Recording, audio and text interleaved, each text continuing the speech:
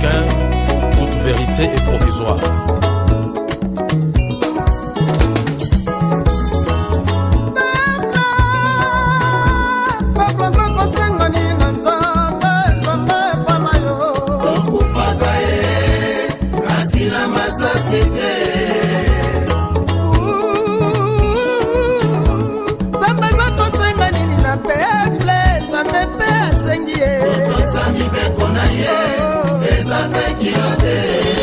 Que pense le peuple? Peuple azo kanzani ni peuple lobini ni peuple lingini. Mondele akumba Biblia, mate ya l'amour du prochain. Akumbili susu ba bombe na ba obi mandoki seye moko. Nai mwana Afrika na moni vérité. Que pense le peuple? Mbote na bino. Na bansi ete bozali malamu alors kombo nanga eza Harmonie Moussa, autrement dit la master, donc nakoza la présentatrice il y a émission oyo que pense le peuple pour na moko na lelo. Mais quand pense le peuple nde boyebi ezali bongo émission moko à caractère politique oyo et sengaka maloba ya population par rapport ya ba sujet à chaud oyo eza sur le terrain, notamment lelo tokolobela affaire Didier Chimanga oyo wapi ayebaki bongo kopesa makanisi na ye olinga ya mabe pona ekolo Congo pamba te biso na katikati ya Congo tozali bongo koluka ete batu banko tambola na lolenge longo bani, donc corruption ezala te oh non ça zali ya mabe eba kozala te. Mais lelo tomoni biso na bino toyebi komona image oyo ebaki na ko circuler par-ci par-là na ba réseaux sociaux par rapport ya avec ya Didier Chimanga face ya ba oyo bazaki lokola ba investisseur na kati ya mboka Congo. Alors tokiti na terrain lelo poto yoka avis ya population par rapport ya sujet wana. Mbote papa. Mbote maman. Boni. Très bien. Tokoko yeba kombo. Comment on a Percy Massinga? Papa Percy, tu as avis non par rapport à affaire ya Didier Chimanga ndenge ayebaki ko loba ndenge ayebaki ko kota corruption pe ko soudoyer ba investisseurs ba ki na mboka. En plus, Azape isusu conseiller ya chef de l'État par rapport à ça. Ouais, merci maman pour la parole. Le problème est ça que le conseiller du chef de l'État Asali Bongo a démissionné parce qu'il a vu que la façon dont il a agi peut-être na bandenge naye ezamabe pour asa la corruption on a l'air que est reversé parce que eza habitude na bango o bango basalaka, ce sont ses habitudes. Habitude na bango ezaka rateke no eza yé baza presque eza chaîne mobimba dans notre pays et comment donc habitude de comment on est inné. Mais c'est ça, qu'est-ce qu'on va dire?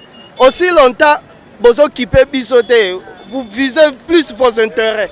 Maintenant, nous, le peuple, Bango Pekara, souvent, le peuple.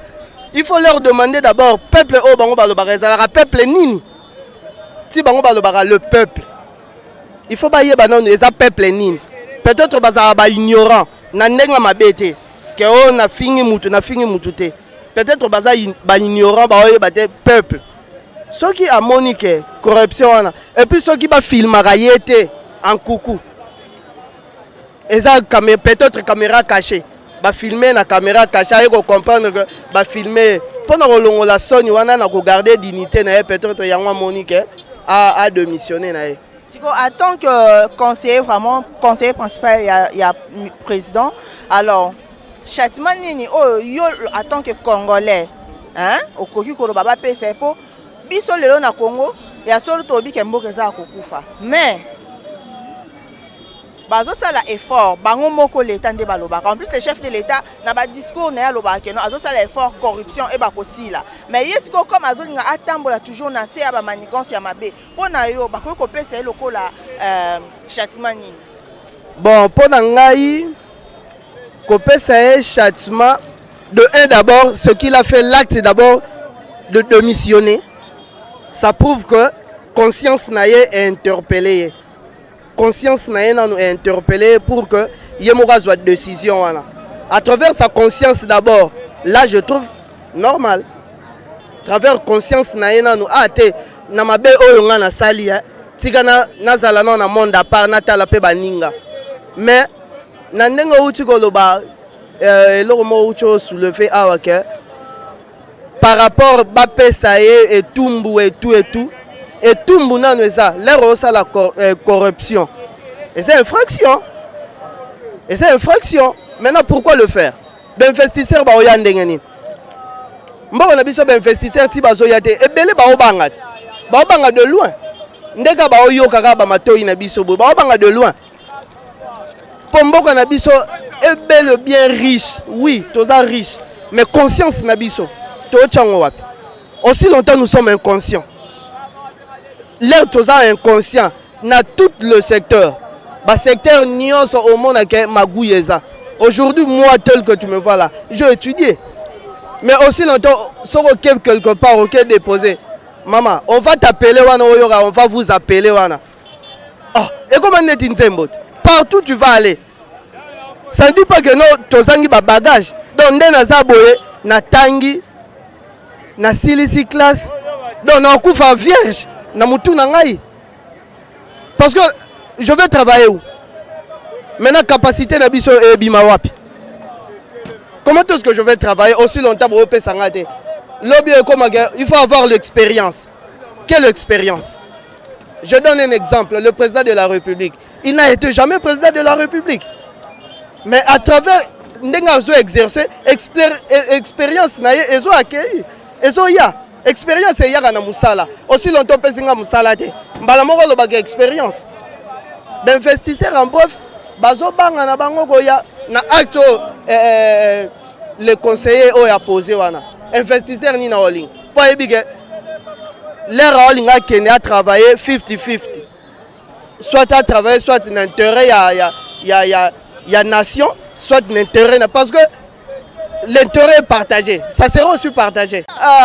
Très cher ami, j'espère que Bolo Kindeko Altikoleka a lobby que Mago oyo ndeko vide chimanga eba kini bongo na kosala ezalaki bon mabe makasi en tant que conseiller vraiment le conseiller principal du chef de l'État akokaki jamais ko mikwe satina niveau o ya kokende koloba que non lui il aime l'argent il linga mbongo et teye alinga kokabola mbongo 50-50 en plus aussi ce qui est grave abaki susu que non azo sala ba magui na ena sima azo tia susu kombo ya mokonza l'État bon naza bien maman tokoye ba kombo.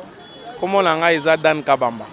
Papa Dan Kabamba, par rapport à Makam Oyo et Utikoleka Awa ya conseiller principal, ya chef de l'État Vidi Chimanga Oyo ayabaki pour ça la tentative de corruption na ba investisseur ya Sika. Yo au moins affaire en ndeni.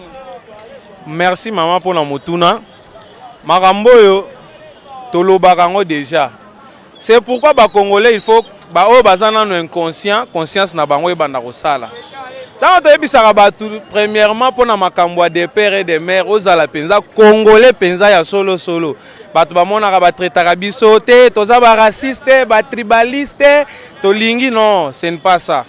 Est-ce que yo kanisi penza maman, ndenge to teleminga na yo, toza na yo ba congolais des pères et des mères. Soki biso penza toza makila penza ya 100% to fandi na présidence wana. Est-ce que to sala makamu vidie chimanga zo sala? Et ou bien outi ko sala? Je ne pense pas. C'est pourquoi la première position na meki ko évoquer na nous point wana. Yami balé. Vidé chimanga penza asali soni makasi. Asali soni makasi ya makasi koleka ya romona place moko ba pesio, place moko stratégique. Conseiller spécial en matière de stratégie. Yozo chaque jour bato bazo finga chef de l'État. Amataka avion, boye na boye. Mais batoye ba raté que avion wana muto amatariza la risque. Est-ce que mon konjambo penza sera lobika lelo atie kadena na oya wana chwa afandi na ndako. Makusa chaque jour coussin, makusa chaque jour coussin. Et on ça le maté. 2 ans 3 ans et on ça le malangote. Mais pour nini amataka avion akitaka na avion.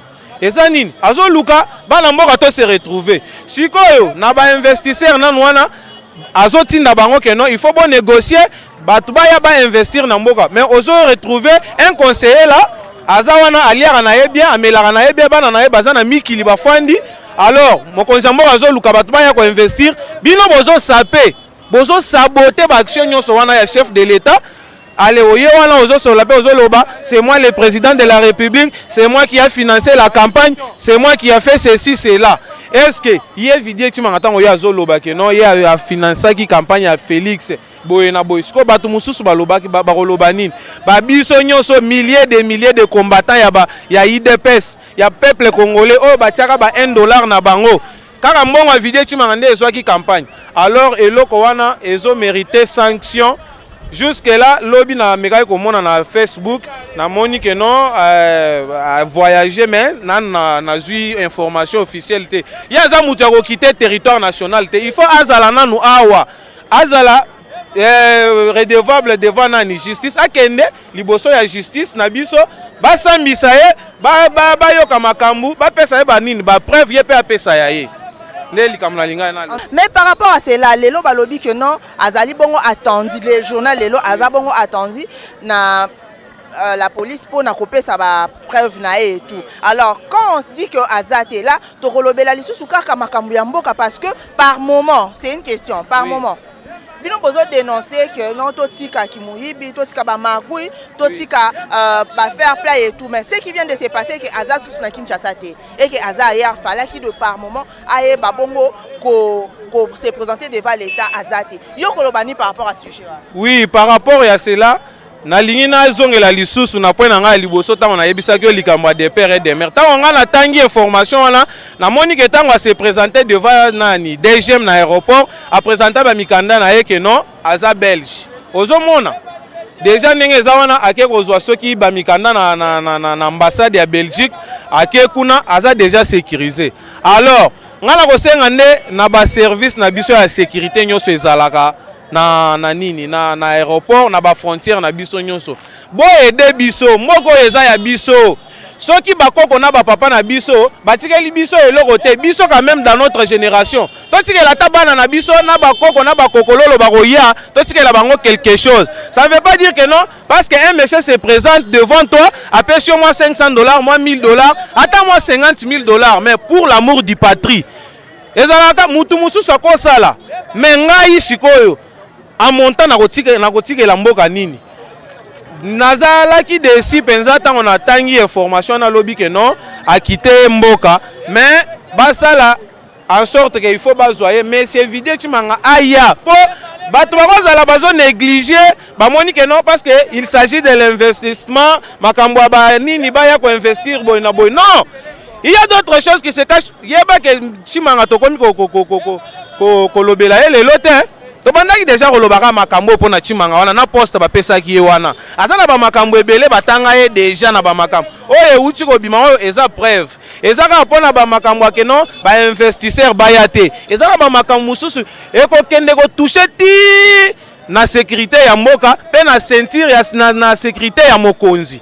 Alors aza mutu ya kolandela nazo senga penza ba service na biso basala nyonso soki eza keno ye a voyager akei basala bakende na Interpol basala moyen nyonso babengisa ye awa azalaki conseiller awa na Congo azalaki conseiller na Belgique te bazongisa ye awa baya kosambisa ye toyeba ye akomaki président ndenge nini devant ba investisseur wana étranger parce que on a vu dans une vidéo il s'est dit que non c'est moi le président ngai soki na lobby soki nga na signé nga soki na sali boy. Alors azonga baya kosambisa ye nde eloko nga na lingi yango wana tomona penza asamba parce que biso tokondima te mboka na biso ezala kaka mal réputé mokonzi ya mboka azosala ba effort chaque jour bazo vilipande ye bazo finga ye bazo sala nyonso alors ba collaborateur na ye bazo aider atane eloko moko te.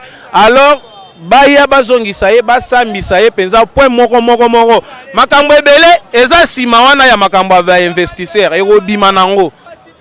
Bandeko balanzi na banzi ete boyoki ndeko Jonathan Denga uti koloba alobi ete comportement ya monsieur Vivier Chimanga eza bongo comportement moko alouete esengeli na bakambi ya mboka bayeba koya kopesa o ezali punition lolenge elongo bani etumbu na o nyonso sele kosa lokola tentative lelo chef de l'état ayebaki na kopesa poste wana stratégique mais bino bakonzi na biso bakambi na biso boye bakobongisa lolenge nini bandeko obino bozali ko placer bongo na bakonzi bakoyeba na kotambola.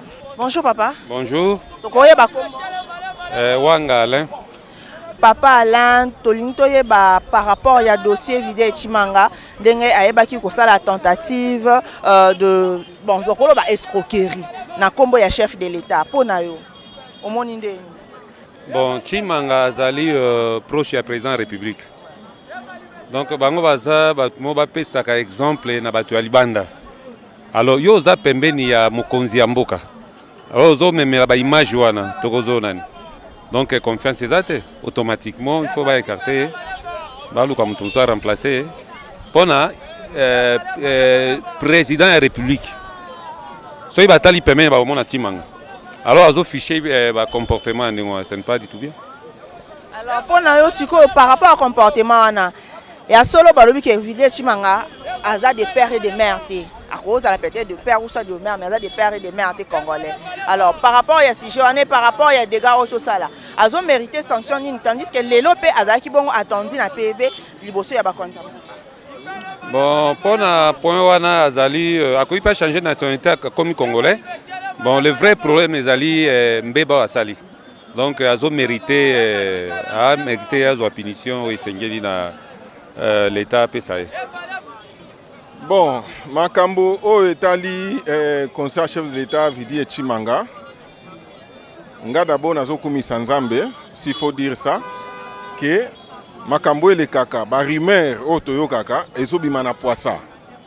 Le président de la République lui-même, avant, il a eu à dire que non, mon entourage pose problème et qu'il était prêt à changer l'entourage. C'est ça qu'il avait dit. Et aujourd'hui, Makambo Vidé Chimanga est éclaté, donc est renforcé au Yalobaki. Et nous sommes en pleine lutte contre la corruption. Pour la conséquence, il y a moins de lutte au Tobandi. Au Monique budget aujourd'hui, nous passons de 3 milliards à 14 milliards, à 15 milliards. Et ça, c'est fort. Mais malgré ça, on n'est pas encore arrivé. Il faut démanteler encore. Il ne faut pas que la justice attende que Vidé Chimanga soit exposé dans les médias pour se saisir. Il faut enquêter aussi à la présidence. Le président avait dit, la justice, vous avez les mains libres. Il ne faut pas attendre que les réseaux sociaux vous donnent les dossiers. Il faut enquêter, il faut aller partout là-bas. Vidé Chimanga, en tout cas, nous regrettons beaucoup. Il a beaucoup servi le pays. Mais j'admire quand même son courage de démissionner. Parce que quand il y a Bongo na Congo, il va toujours s'accrocher. Comme il a mentionné, c'est déjà bon. Mais il faut encore continuer à nettoyer. Et ouvrir un entourage à présent. Quels sont ces gens-là qui compliquent les investisseurs qui viennent moyennant des rétrocommissions? Les rétrocommissions, vous en savez vous-même ce que ça a donné les procès 100 jours. Donc c'est un peu ça ma position. Merci beaucoup. D'après tout, ce sont les sentiments. Ce sont les sentiments. Lui, il n'a aucun moyen d'influencer les chefs de l'État. Alors, il est conseiller du chef de l'État. Qu'il reste là, qu'il travaille selon sa fonction. Mais est-ce qu'Avili Pondé peut mélanger comme le président de la République na Bouzoba Oya Nakasala? Eza Bouzoba, qu'il garde sa langue dans sa poche. C'est ça ce que je suis en train de dire aux gens qui entourent le chef de l'État. Qu'il laisse le chef de travailler comme il faut. Nous ne voulons pas les histoires là de trafic d'influence qui n'a pas la tête ni la queue. En tout cas, nous sommes mécontents pour ça. Le chef est en train de travailler. Voilà même des preuves de nos fonctionnaires de l'État. Les salaires étaient en 120 000 francs. Aujourd'hui, ils sont au niveau de 250 000. Alors, nous avons constaté qu'auprès du chef de l'État, Fachi Beton, il y a quand même, on aura une vie sociale dans le futur à venir.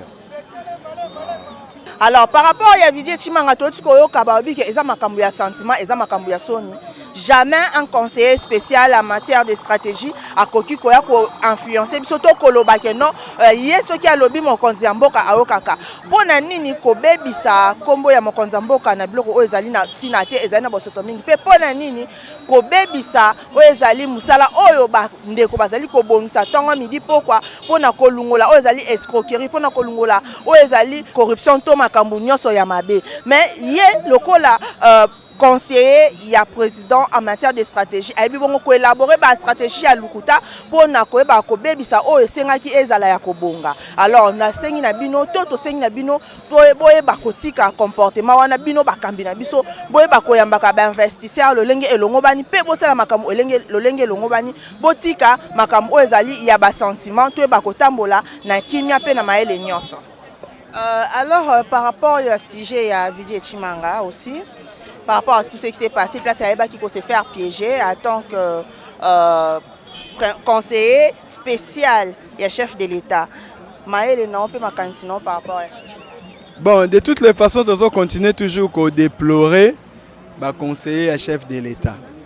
Tant qu'on a conseillé, il y a matière stratégique et chef de l'État.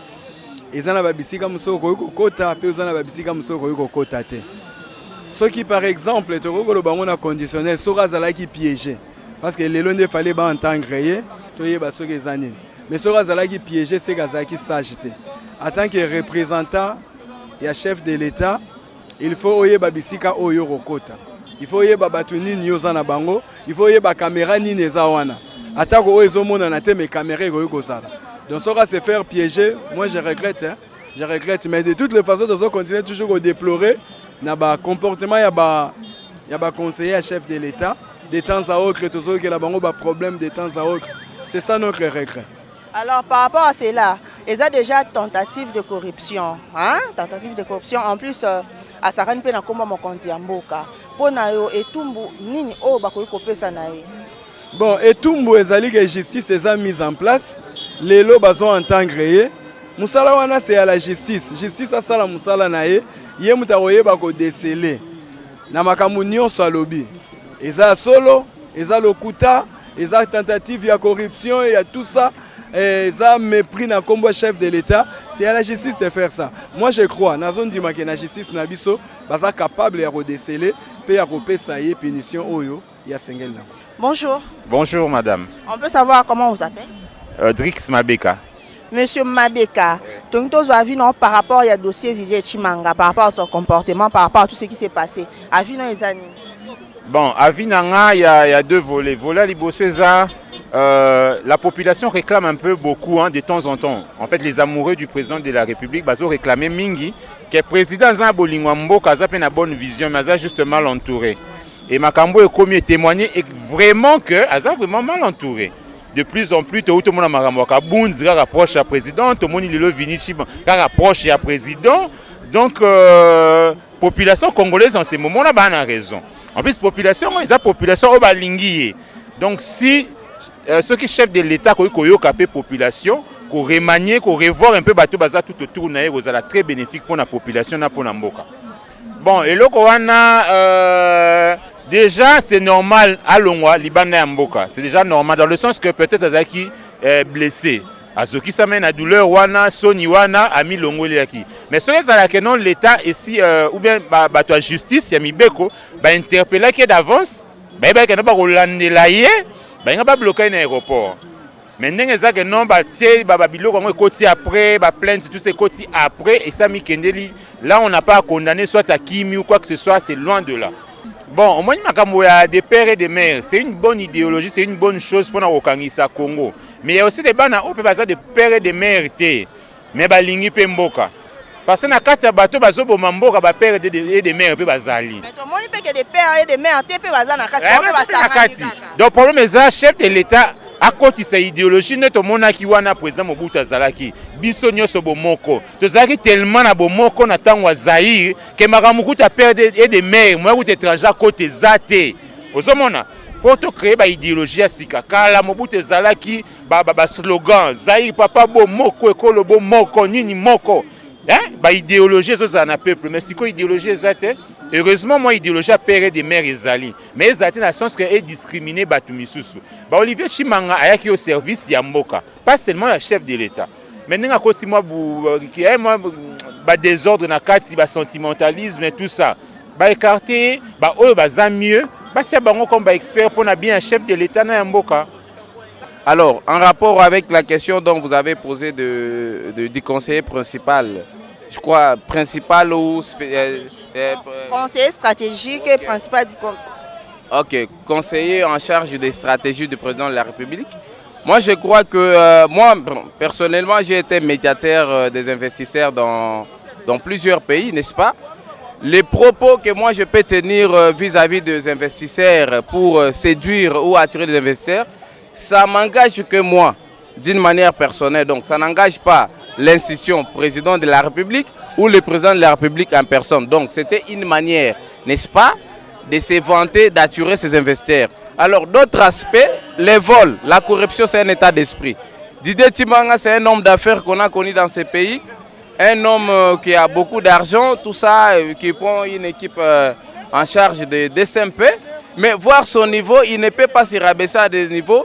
Ce n'était pas important, n'est-ce pas, qu'il dit seulement que non, le président de la République, c'est un ami, je finançais sa campagne, tout ça. Donc pour attirer les investisseurs d'abord avec son poste, c'est déjà fini.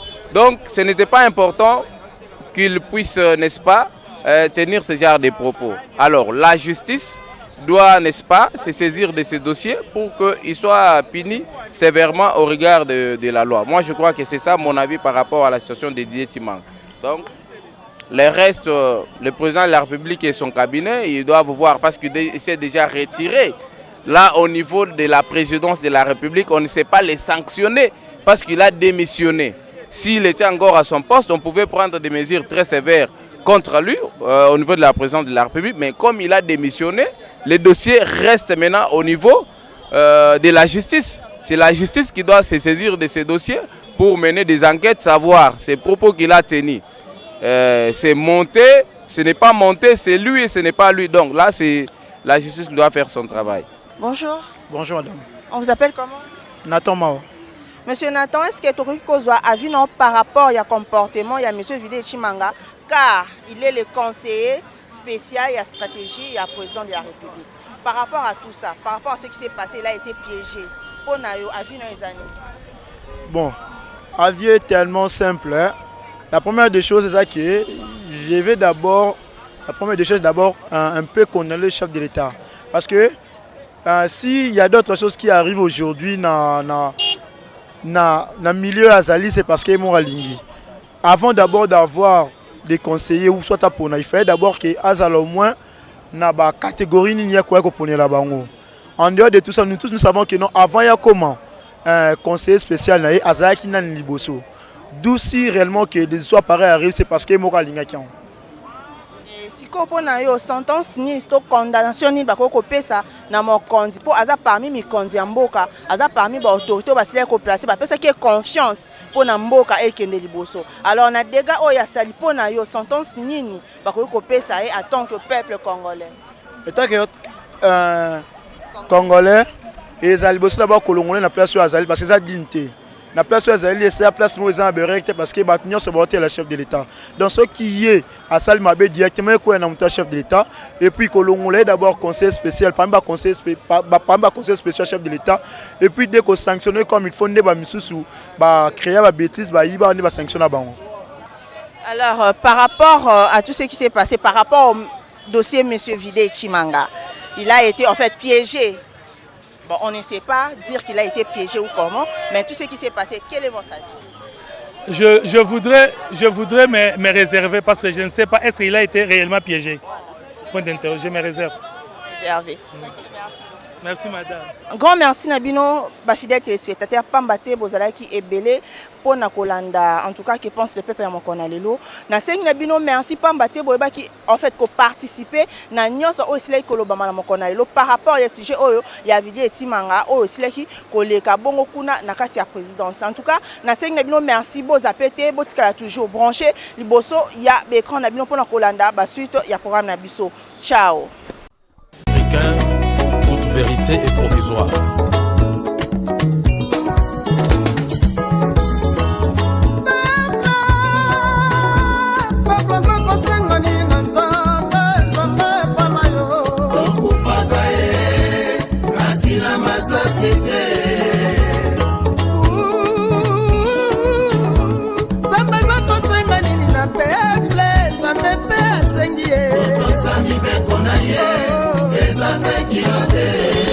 Que pense le peuple? Peuple à Tokanzani, ni peuple à l'obéli, ni peuple à l'ingini. Mondele Akumba Bibilia, mate ya l'amour du prochain akumbi lisusu babombe na bakobima ndoki seye moko ngai mwana Afrika na moni verite te